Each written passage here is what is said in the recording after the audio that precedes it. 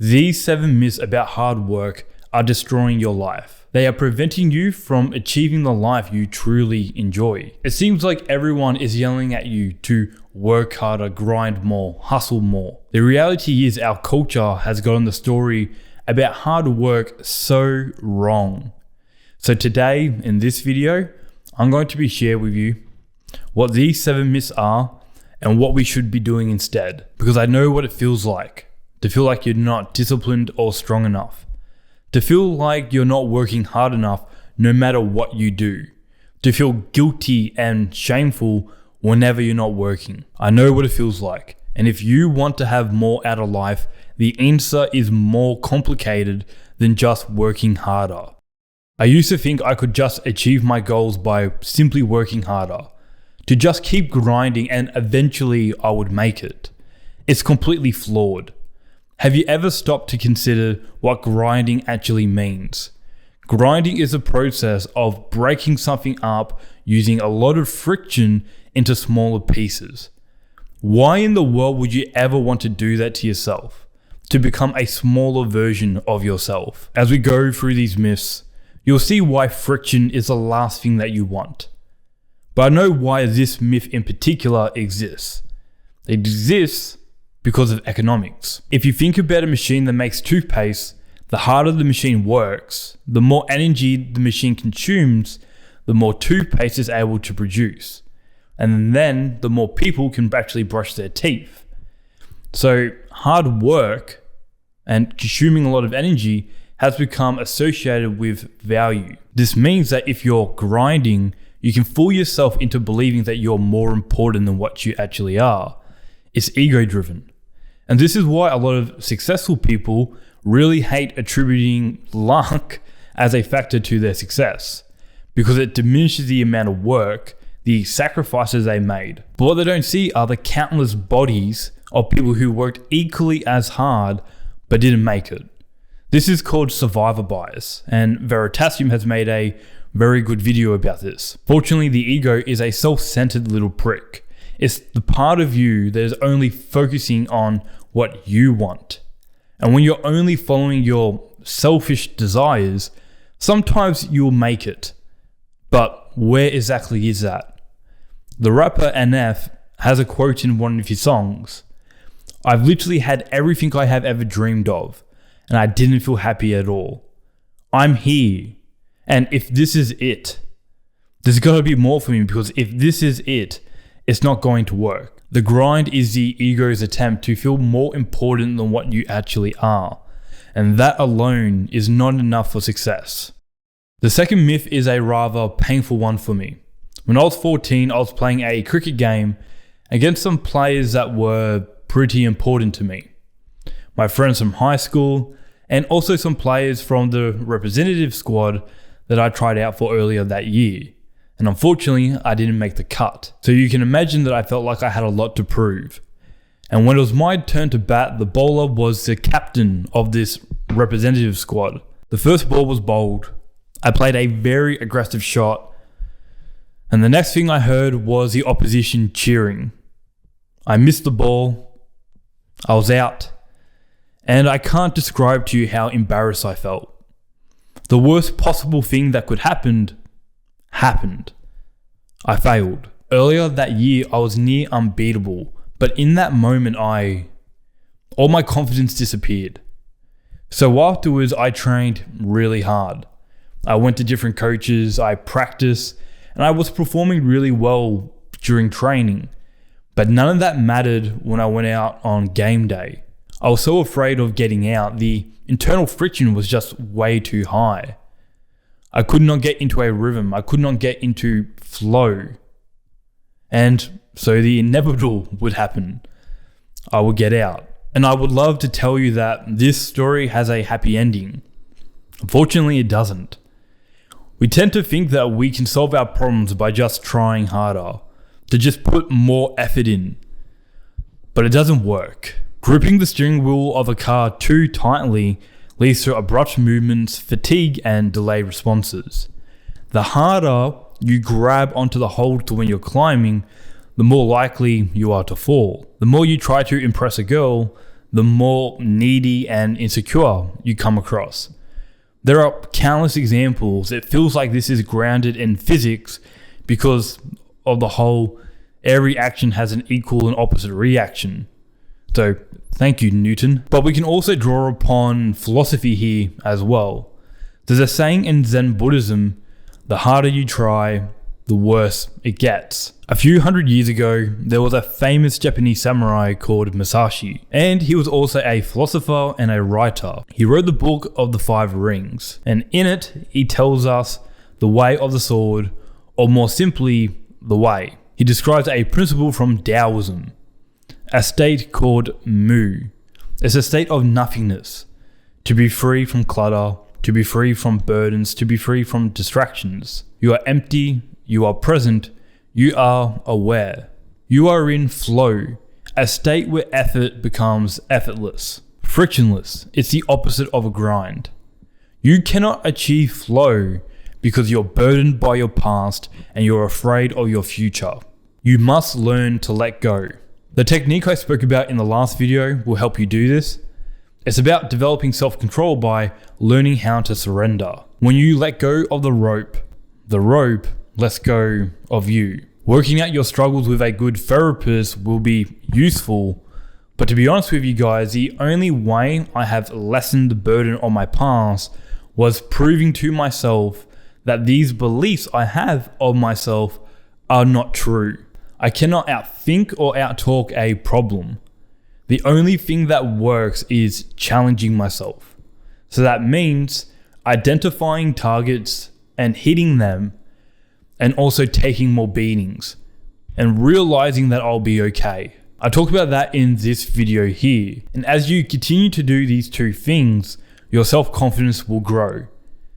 And you'll get to a point where you'll be free from your past and capable to achieve your future. I know that kind of sounds a bit contradictory, but it will make more sense as we get through the other myths. The next myth is a sibling of effort. So tell me this, have you ever measured the success of the day by the amount of things you crossed off your to-do list? Have you ever been dissatisfied by the amount of work that you did, even though you completed the main task of the day? Have you ever went to bed with a longer to-do list than what you woke up with? Have you ever felt guilty and shameful when you're doing leisure activities? I feel these things on the regular. We think to work hard, we need to be busy. If we're not busy, then we can't be working hard. This need to be busy comes from several places, but I think these are the main ones. FOMO. There are so many different things that you could be doing. So we have this tendency to do everything, to cram in as much as possible so we don't feel like we're missing out. Competition. We have goals and we're afraid that if we do not maximize every single minute of the day, then we'll fall behind our competition. This is unrealistic. You will fail. And when you inevitably do, you'll feel guilty and shameful. Especially when you look around and you see these influencers claiming that they work 24/7. They don't. That's their ego shining through the cracks in their armor. And the third thing is our culture is drunk on doing more. You know the story. Consumerism, materialism. These reasons lead to an environment where people are trying to do too much and not resting enough. Ryan Holiday in his book Stillness says, do not fall victim to the glorification of busyness. That is a life of servitude. Let me be clear about this. This is not an excuse for you to sit on your butt and not do anything in the name of recovery. It may feel like you're recovering, but you're not. See this video here.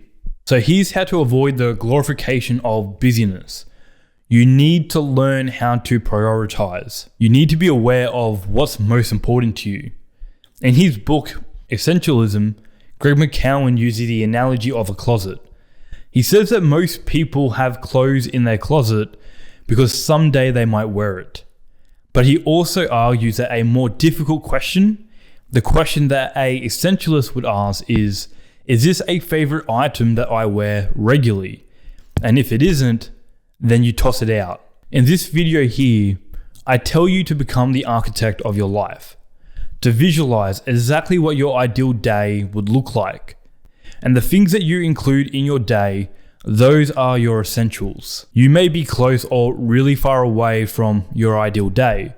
So your goals become the action steps you need to take in order to achieve that ideal lifestyle. You then prioritize the tasks according to the Eisenhower matrix. Pause here to look at the diagram. But you need to be very critical about what tasks actually need to get done. These are the tasks that have the highest amount of leverage. These generally obey the Pareto principle. 20% of the effort will give you 80% of the rewards. Here's an example. I have found that editing with fast cuts and animations occupied about 80% of the video production time, but had only contributed to 20% of the rewards. So it just isn't worth doing. Whatever project you are working on, you need to find those levers and you need to pull them. To manage the amount of work you do per day, you need to establish boundaries. The lower limit will be defined by the amount of work you can do every single day, even when life gets in the way. And the upper limit is defined by the amount of work that you can recover from overnight. So that is how you continually move towards your goals. Remember, you can't sprint a marathon. So start slow and build the capacity over time. And if you want to learn more about managing effort and busyness, then Essentialism, Effortless, and Stillness are 3 very good books to read. The fourth myth is one that influencers love to flex on you. So tell me if you've heard this before. Life is hard, life is suffering, it's meant to be hard. If it were easy, then everyone would do it. And then they finish off and say, fuck your feelings, do it anyway. There is some truth in what they're saying, but the myth of pain is still a myth. If you want to get good at anything, you must give yourself permission to be bad at first. When you're learning to drive a car, at first it occupies 100% of your attention. And it's stressful. Like I remember when I was learning, I would get massive sweat marks underneath my armpits. But if you continue to practice, eventually driving a car becomes effortless. Dan Koe drew this graphic after reading Flow by Mihai Csikszentmihalyi, and it summarizes the flow experience quite well. If you are challenged without skill, you become anxious, like learning to drive a car. If you are skilled without a challenge, you become bored, like your morning commute. You enter the flow state when your skill level matches the challenge. But this is what every influencer forgets. The flow state is where effort becomes effortless. The flow state is where work is enjoyable, not painful. Mihai did a survey trying to investigate the relationship between work and leisure. And he found that during work, people reported being in the flow state 54% of the time. And the feelings they reported were feeling active, creative, concentrated, motivated, and strong. In contrast, during leisure activities like watching TV, people only reported being in the flow state 18% of the time. And during these leisure activities, the most common feelings reported were apathy, dissatisfaction, passiveness, and weakness. So this is really counterintuitive, right? People often experience more pain when they are resting than when they are working. So these guys who continue to beat their chests saying that work needs to be painful don't actually experience pain all that often. If they are working on projects they find meaningful and the challenge sufficiently matches their skill level, then they probably achieve the flow state and their work becomes enjoyable. The fuck your feelings statement fails too. You have emotions for a reason.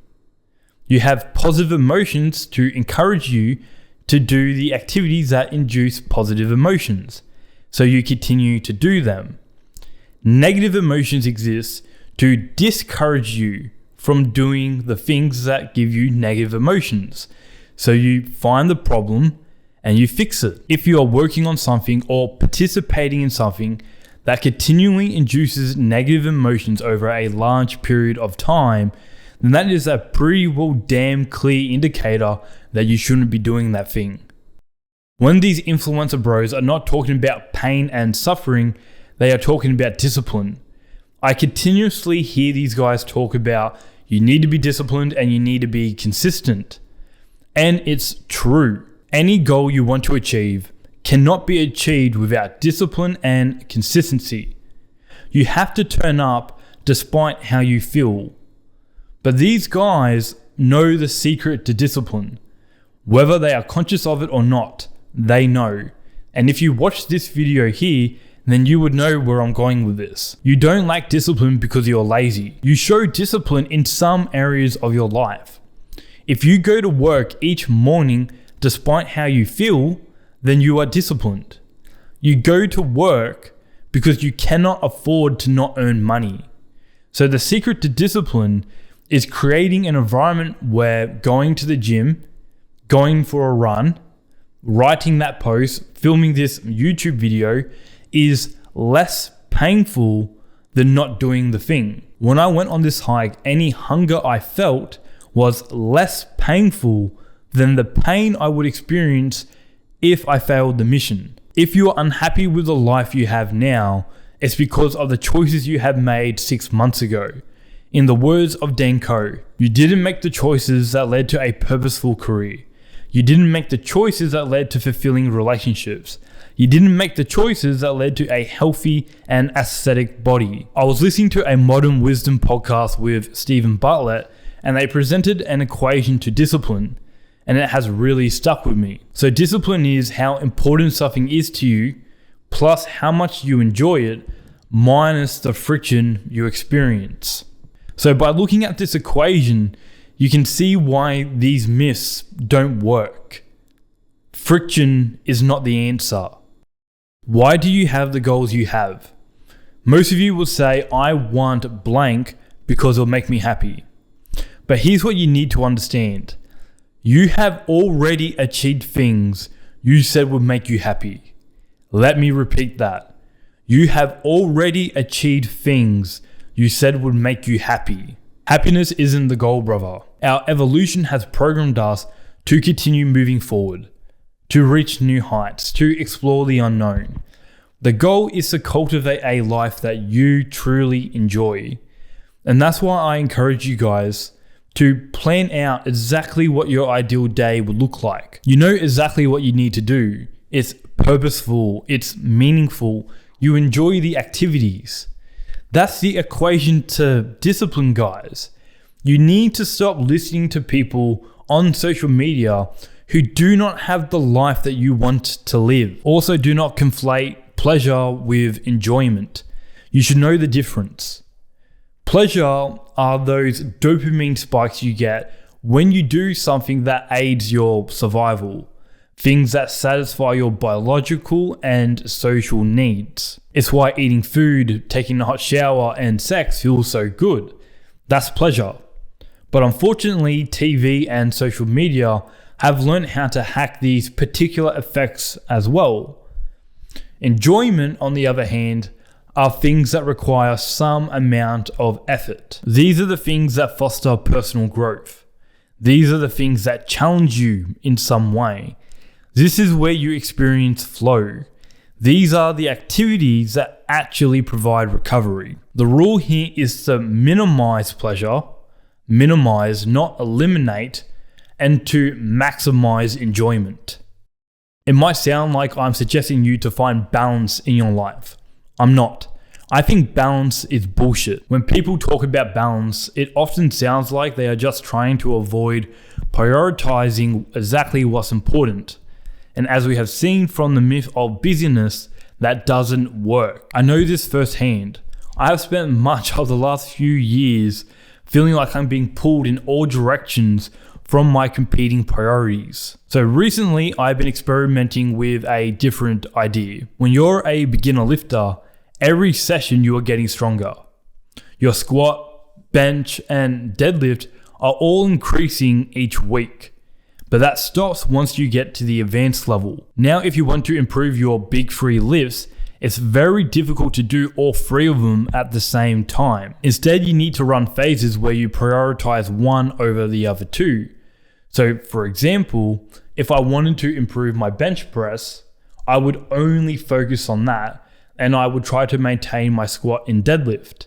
And once I'm satisfied with the progression I made with the bench, I would then rotate the focus to either the squat or deadlift and keep doing that until, well, forever, really. You need to identify what the big lifts are in your life.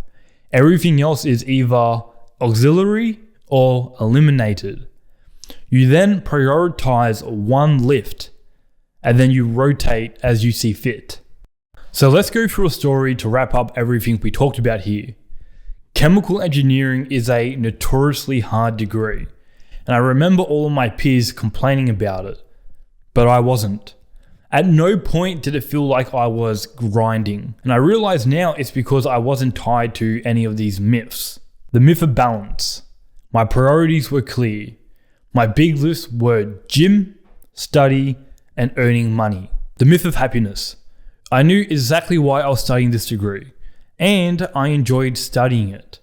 I minimized pleasure, these were a distraction, and I maximized enjoyment. The myth of pain and discipline.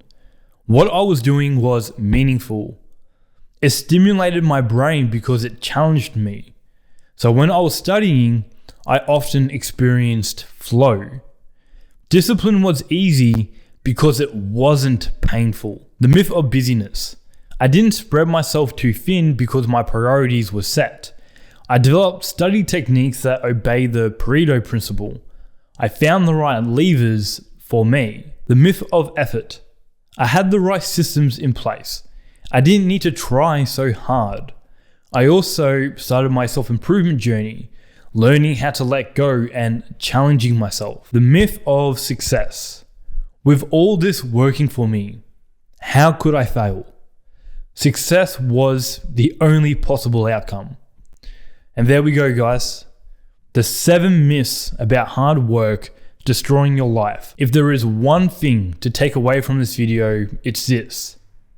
It can't be easy, but it doesn't need to be so fucking hard either. But as always, thank you so much for watching the video, and I will see you next week.